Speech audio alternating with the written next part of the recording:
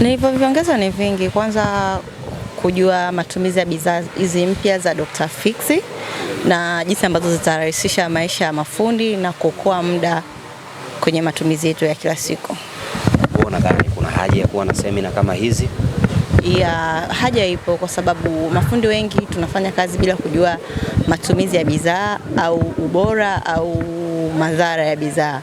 Kwa wengi tunafanyaga kuiga, ila kupata semina kama hizi zinatusaidia kwamba unakuwa una uhakika hata unapoenda kwa mteja pia kumuelezea jinsi ya bidhaa inavyotumika, unakuwa una uhakika kwamba una elimu ya kutosha kuhusu hiyo bidhaa na pia unaweza kuitumia kwa usahihi.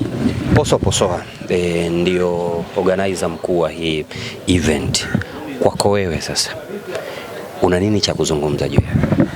Kwanza kabisa napenda kumpongeza Posoa kwa hii semina aliyotuletea, kwa sababu hardware nyingi wanatueleza bidhaa lakini hawatupi elimu jinsi ya matumizi ya hizi bidhaa. Kwa hiyo Posoa kitu alichokifanya ni kizuri.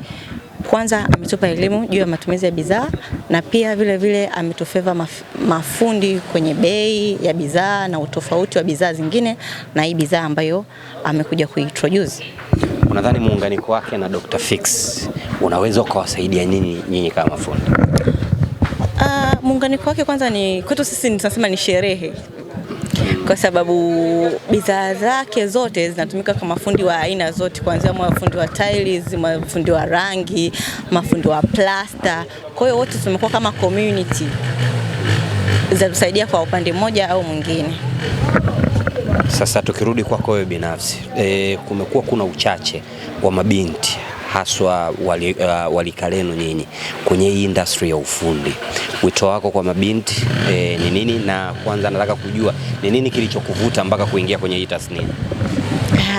Ufundi ni taaluma kama taaluma nyingine na pia ni kazi kama kazi zingine. Kwa hiyo kama unakuwa mtu una nia ya kufanya ufundi au unakuwa unahitaji kuwa fundi, unaweza ukaanza, sababu sio kitu ambacho kinahitaji gharama kubwa kukisomea.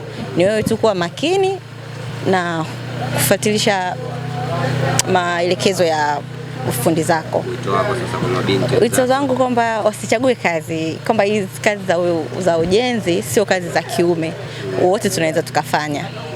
Asante sana. Haya.